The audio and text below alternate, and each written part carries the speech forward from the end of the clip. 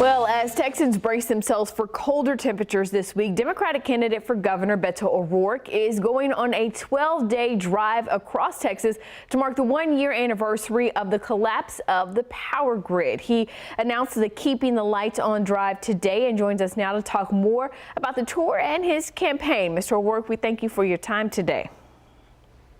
Thanks for having me. It's an honor to be with you.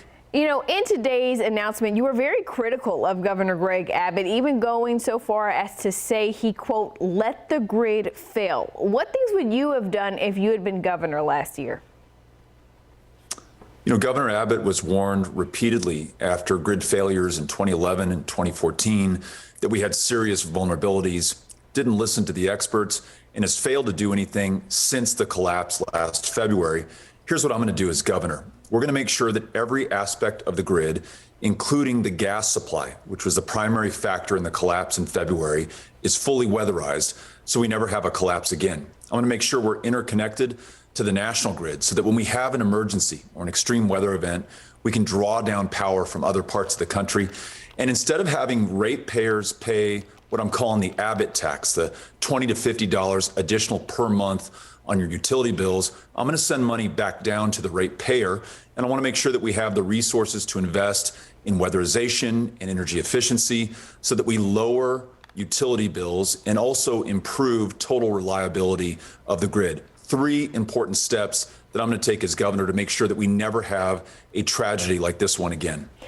I want you to talk to us a little bit more about being connected to the national grid. That's one of the things that has gotten a lot of pushback from Republican lawmakers, saying that with that comes some federal regulation. Talk to us about, you know, the obvious obstacles you would face in getting that done.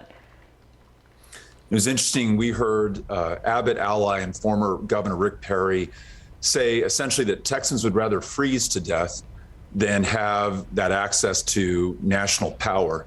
In fact, in the greater Austin area, 28 people lost their lives, including elderly Austinites who froze to death in assisted living centers. We should never have to pay that price for that kind of incompetence again. And so, yes, let's take reasonable steps like connecting to the national grid, which, by the way, every other state does, to ensure that we never have the tragic loss of life and the loss of power for millions of people. I'm transmitting right now from El Paso, Texas. We are not part of ERCOT. And as a consequence of that, we did not lose power last February. There are things that we can learn from the parts of Texas that didn't have the disaster that we saw. And I want to make sure that we take those reasonable, responsible steps to guarantee that the lights stay on going forward. You know, I do want to ask you, we have a very long road to November here. In fact, we're not even done with the primary yet. So throughout this campaign, how are you going to combat people seemingly using some of your previous statements against you, as they would say?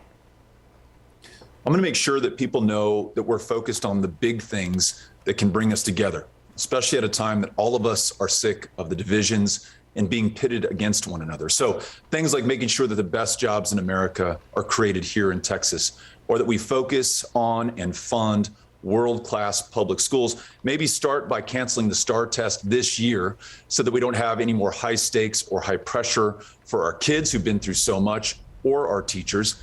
And then move forward on common sense things like expanding Medicaid so that more people can see a doctor, and we reduce property tax bills as a local homeowner no longer has to subsidize uncompensated care in our county hospitals. These are things that bring Republicans and Democrats and independents together. They unify us, and we need more of that in Texas right now if we're going to be able to move forward.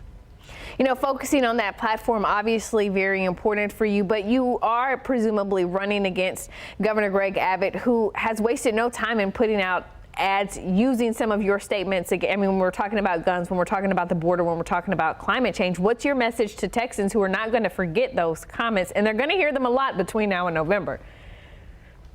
You know, if I were Greg Abbott, I would also try to distract the people of Texas so that they wouldn't remember that I let them down in February when hundreds died because the governor literally could not keep the lights on, or let us all down again when he failed to weatherize the grid and looked out for his biggest campaign donors like Kelsey Warren, who made $2.4 billion on the suffering of our fellow Texans in February and wrote Greg Abbott a $1 million check after that event.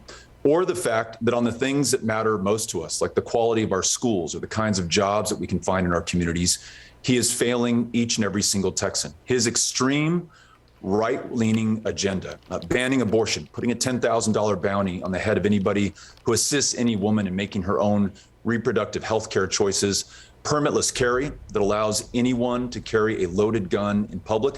These are not the values of our state. They're not the things that bring us together. And so I'm going to remind people that we can focus on great jobs, world-class schools, and expanding Medicaid, or we can keep going with the culture wars and the incompetence and the corruption of Greg Abbott.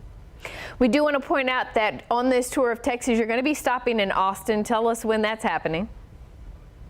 We're going to be in Austin a little bit later this week, and we're looking forward to being with people, highlighting stories of those who stand up for one another, even when their government fails them, and talk about how we keep this from happening again. I'm really proud of the people of Austin and the city and county government of Austin and Travis, Texas, who made sure that even if the governor was not there for them, they were going to be there for one another. And it's a great chance for us to remind each other what happened and why it happened, and then what we're going to do to make sure that it doesn't happen again. Beto O'Rourke, we thank you for taking some time to talk with us today. Thank you so much. Appreciate it.